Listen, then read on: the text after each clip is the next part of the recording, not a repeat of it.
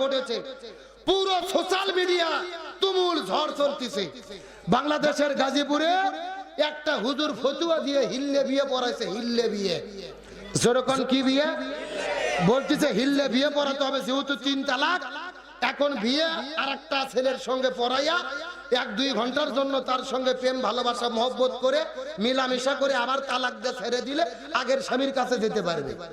তখন ওই লোক চিন্তা করছে, এত সহজে যদি হয় হুজুর যে আপনি বিয়ে করেন, হুজুর করছে দেন। বাস বিয়ে পড়ে দিয়েছে মসজিদের আশেপাশেই।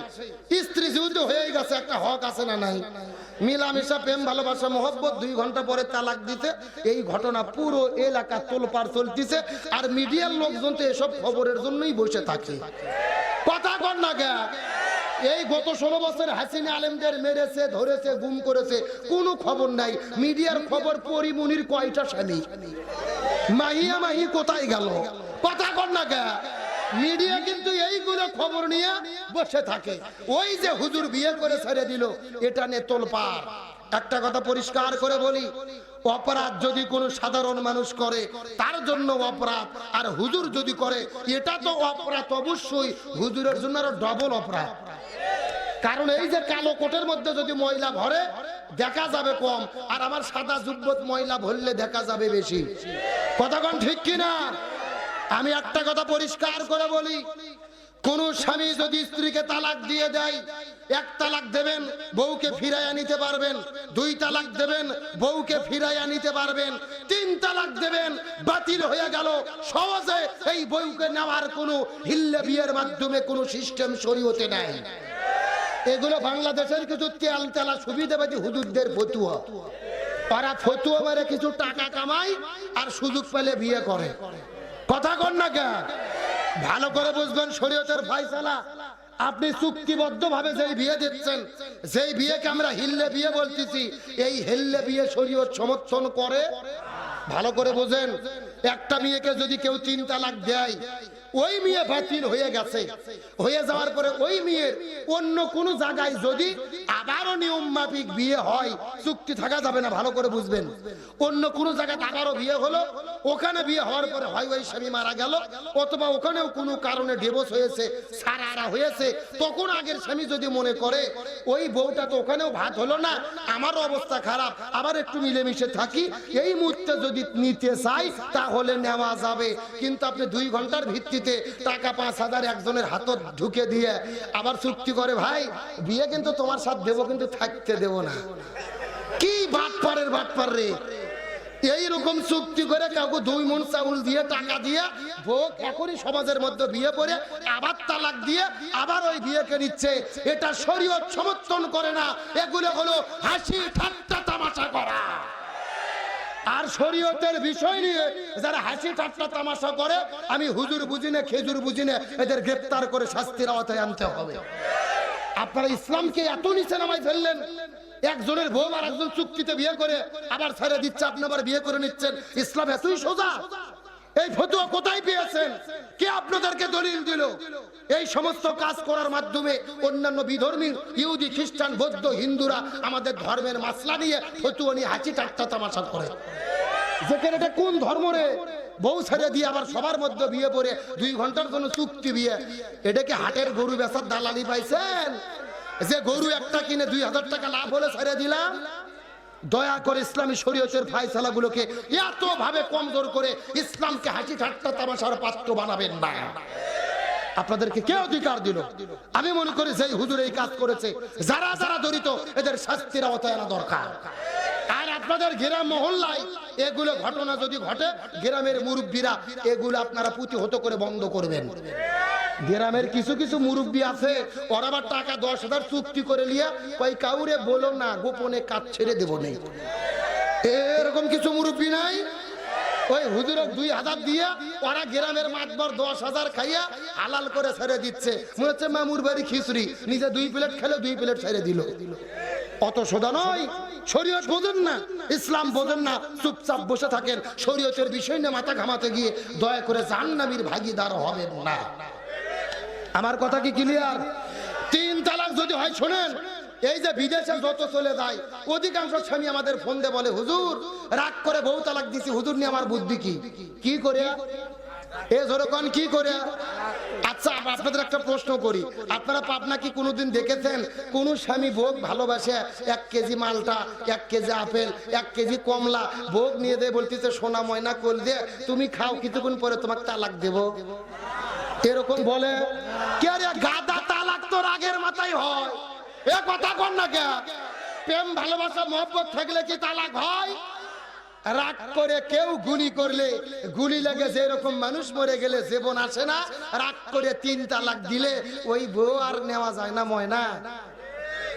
আর নেওয়া যাবে যদি 3 তুহুরে 3 তালাক হয় চুক্তি বাদ দিয়ে। ওই মেয়ের আবার কোথাও বিয়ে হলে ওখানে কোনো কারণে যদি ঘর সংসার ভেঙে যায় তখন বিয়ে করা যাবে চুক্তিবদ্ধভাবে। হিল্লে বিয়ে সম্পূর্ণ শরীয়ত সমর্থন করে, না জায়েজ। এটাতে যারা যাবে, যারা সাক্ষী দেবে, যারা টাকা খেয়ে পক্ষে দাঁড়াবে, প্রত্যেককেই আল্লাহর কাছে জবাব দিতে হবে। কথা কি ক্লিয়ার না ভেজাল আছে? রাগ করলেন মনে হয়? সমাজের এই বেদিটা আছে দেখে আপনাদের মধ্যে বললাম। তাহলে ওই বিদেশের ছেলে এসে দেখতেছে ঘরের মধ্যে বউ নাই, অ্যাকাউন্টে। এই ঘটনা বাংলাদেশের নোয়াখালী জেলায় ঘটেছে। জোরে বলেন কোন জেলা? আরো জোরে। শুধু নোয়াখালী নয়, বর্তমানে পাবনাও ঘটতেছে। কথা বল না গে, পাবনার কথা পাশাপাশি ঘটছে। হুজুর করছে আমাদের এলাকাতেও ঘটছে, সুবহানাল্লাহ কর। এ জোরে কর নাউজুবিল্লাহ। তাহলে চিৎকার করে বলেন আমল কয়টা? এ আপনার মুসলমান গভীর মনোযোগ। রাসূল বলেন ফাতেমা গভীর মনোযোগ দিয়ে বোঝার চেষ্টা করো। নামাজ হলো ভক্ত মতো ফরজ। রমজান মাস যখন আসবে তখন রমজান মাসে রোজা রাখা ফরজ। স্বামী যখন কাছে থাকবে তখন স্বামীর খেদমত করা ফরজ। আর পর্দার কোনো বয়স নাই, পর্দার কোনো মুহূর্ত নাই, পর্দার কোনো ভক্ত নাই। একটা মহিলা যুবতী হওয়ার পর থেকে প্রতিটি জায়গায়, প্রতিটি ক্ষণে, প্রতিটি মুহূর্ত পর্দা মেনে চলা ফরজ। ফাতেমা ডাক দে বলে, বাবা আমি বুঝতে পেরেছি মহিলাদের জন্য 4টা আমলই জরুরি। তার চাইতে গুরুত্বপূর্ণ আমলের নাম হলো পর্দা। জোরে বলেন আমল কি? এই ছেলে, কে রে যুবক ছেলের কিসের পেশাব রে? কে রে পেশাব লাগবে বুড়ো মানছে না? এই বয়সে বেশি পেশাব করা লক্ষণ ভালো না, ডায়াবেটিস হবে। আর বিয়ে করলে বহু বিপদ। কথা কর না কে? এরা কতদিন সিনেমার হলে গেছে ভাই, সিনেমা দেখে ওঠে না, সিপি মেরে বসে থাকে। তে কোরআনের মাহফিলে এতটা লাগবে কে? চাপ দিয়ে বসে থাকেন, উপকার আছে। তাহলে সবচাইতে গুরুত্বপূর্ণ আমলের নাম কি? কেরে পর্দার মিছিল করতে ভয় লাগতেছে, এমন ধরে একটা মিছিল দেন শব্দ যেন বাড়ির বইয়ের কান পর্যন্ত যায়। মহিলাদের জন্য সবচাইতে গুরুত্বপূর্ণ আমলের নাম কি? আরো জোরে। জোর হলো না? এখন বলেন তো দেখি এই পর্দার দরকার আছে না নাই? কিন্তু পাবনা জেলার মা বোনেরা কি পর্দা করে? পাবনা জেলার মা বোনদের ধরন বলিতে লাগে শরম। সকালবেলা, আরে সকালবেলা বোরকা পরে, বিকালবেলা ওড়না নাই। দাদা ভাই ডিজিটাল দেশ বুঝি এটাই। কথা কর না গে? দেখবেন সকালে এমন ভাবে বোরকা পরেছেন আর কোনো বুদ্ধি, আর বিকেলে বোরকা তো দূরের কথা, শরীরে ওড়না পর্যন্ত থাকে না।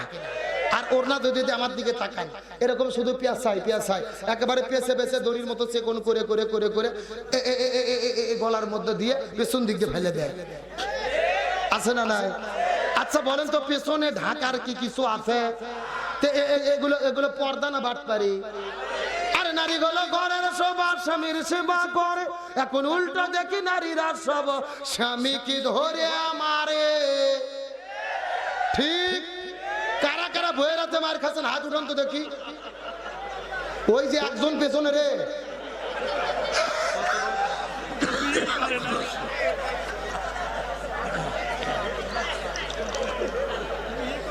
ও বিয়েই করেনি, মানে ও বিয়ে করার আগে পার করছে, মার খাওয়া শুরু করছে।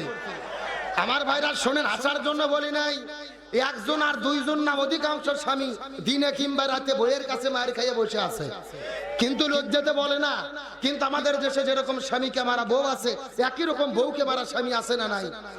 এমনও স্বামী আছে বউ গরুর মতো পিঠে। বলেন কিসের মতো? হাতের মধ্যে একটা ল্যাটিনে বোক মারা শুরু করছে, বলতেছে তুই আব্বা না বলা পর্যন্ত তোর মায়ের বন্ধ হবে না। বউ মার সহ্য করতে না পারে বলছে আব্বা। পরের দিন ওই শয়তান হুজুরের ফোন দিয়ে বলতেছে হুজুর বউ তো আব্বা বলছে, ফতুয়া কি? আমি বললাম ফতুয়া পরে, আগে তোর বাটাম ফাটাতে হবে। তার কারণ বলেন তো, বউ কি মারা যাবে? কে বলে বউকে মারা যাবে না? বউকে কখন কখন মারা যাবে আমি কি বলবো? আমার দিকে তাকান, বউ যদি শরীয়ত বিরোধী কাজ করে, ইসলাম বিরোধী কাজ করে, জিনা ব্যভিচার করে, তখন বউকে মারা যাবে। এখন মারবেন কই কই? আমার দিকে তাকান। মাথা বাত, মুখ বাত, পেট বাত, পিঠ বাত, কোমর বাত, মাজা বাত, হাঁটুর থেকে শুরু করে নিচ পর্যন্ত। কথাকে বুঝেছেন? আর যেই বেত দিয়ে মারবেন, এই বেতের পরিমাপ হবে 1 বিঘের অর্ধেক, মানে হলো 1 মুষ্টি। এই ওয়াসাবি 1 বছর আগে গাইবান্ধা জেলাতে করেছি। একটা যুবক লাফ দিয়ে উঠে বলতেছে হুজুর 1 মুষ্টি ধরবো কি আর মারবো কি? তখন আর একজন বলতেছে হুজুর ধরার পরে যদি কোনো মতো মাথা বার হয়ে থাকে, ওই মাথা দিয়ে ঘুঁতো দেবো। ওই বাপার তাও আর ভোগ মারবে। এখন বলেন তো, ভোগ মারলে কি বউ ঠিক হবে? রসুল বলেছেন মহিলাদের সৃষ্টি করা হয়েছে বাম পাজরের বাঁকা হাড় দিয়ে। জোরে বলেন কি হাড়? এখন বাঁকা আরো যদি হাতুর দেবারে সোজা করতে চান, সোজা হবে? ভেঙে মুচকে যাবে। এই জন্য বউদেরকে মারে নয়, বউদেরকে ভালোবাসা দিয়ে সোনা ময়না কলজে টিয়ে পাখি বলে আপন করতে হবে। জোরে বলেন সুবহানাল্লাহ। এইবার মেয়ে মানুষ যা খুশি হয়েছে ভাই, যেই রকম হুজুরি তো দরকার। তাহলে চিৎকার করে বলেন সবচাইতে দামি আমলের নাম কি? আরো জোরে। রাসূল বর্ণনা করে বলেন এই 4টা আমল যদি কোন মহিলা করতে পারে, এই 4টা আমল করার কারণে আল্লাহ তার জন্য 8টা জান্নাতের দরজা খুলে দেবে। এই 8টা দরজার ভেতরে যেই দরজাটা পছন্দ করবে, ওই দরজা দিয়ে তারা জান্নাতে চলে যাবে। কয়টা আমল করা লাগবে? আরো জোরে বলেন। আমার প্রিয় বন্ধুগণ, মুসলমান ভাইরা গভীর মনোযোগ। মা বোনদেরকে ডাকতে বলে, মা বোনেরা রে, সময় শেষ হয়ে গেল, আর আপনাদের ব্যাখ্যা দিতে পারবো না। তবে 1 মিনিট কথা আপনাদের উদ্দেশ্য বলে যেতে চাই। গভীর মনোযোগ।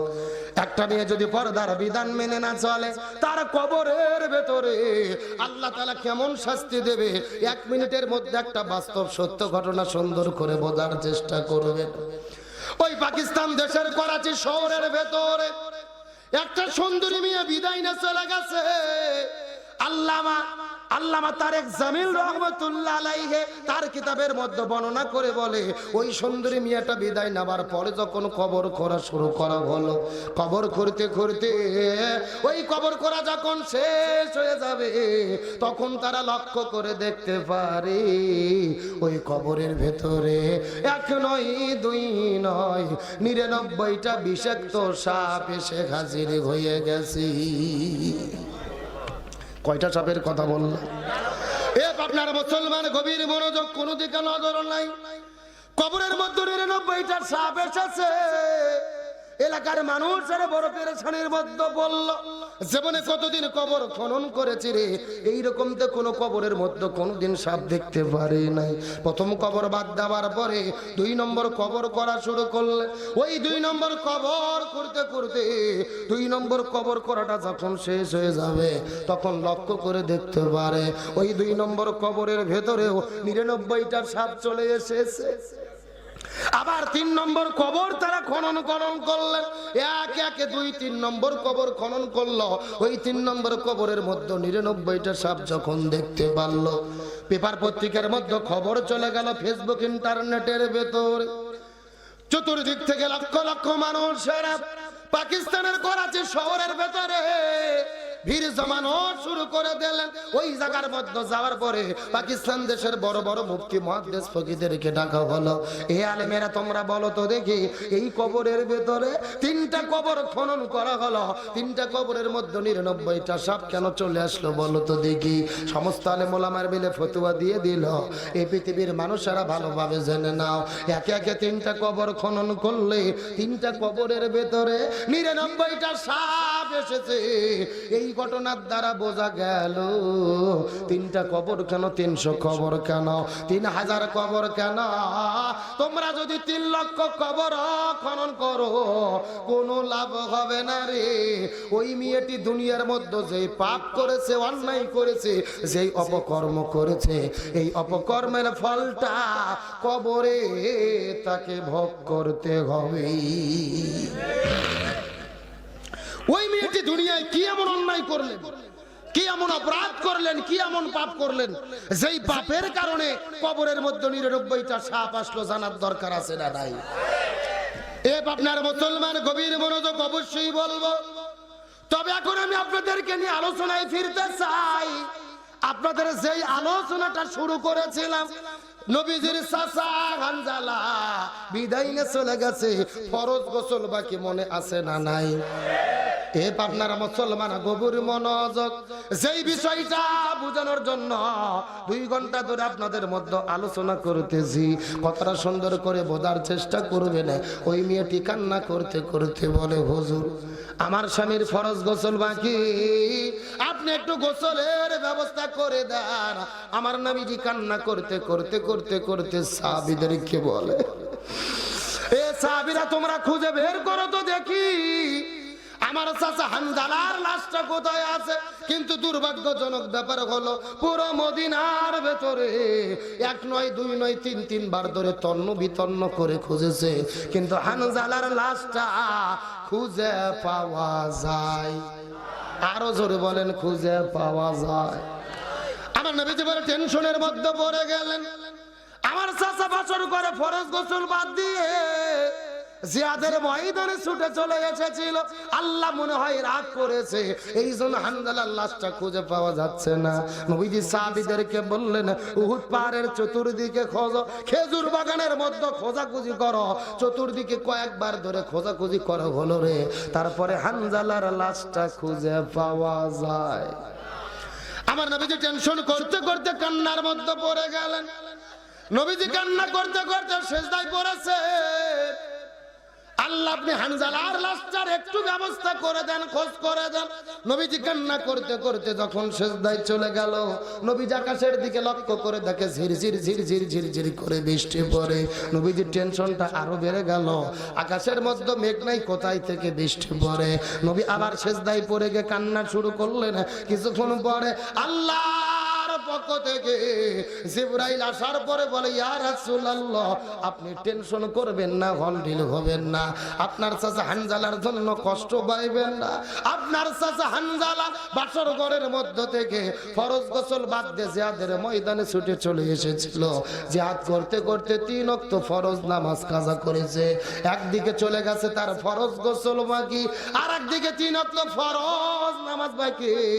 আল্লাহ তাআলা হানজালার উপরে দিন প্রতিষ্ঠার আন্দোলন করার কারণে আল্লাহ তাআলা হানজালার উপরে এত বেশি রাজি খুশি হয়ে গেছে, স্বয়ং আমার আল্লাহ আরশে আজিম থেকে জান্নাতি ফেরেশতা পাঠায়া হাউজে কাউসার জমজমের পানি দিয়ে ওই হানজালার গোসলের ব্যবস্থাটা করে দিয়েছে। লিল্লাহি তাকবীর।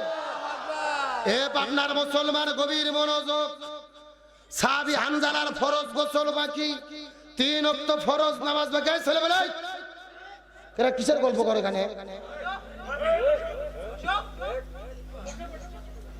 আর এখানে আপনার খুশুর মুসু করেন 2 একজন কি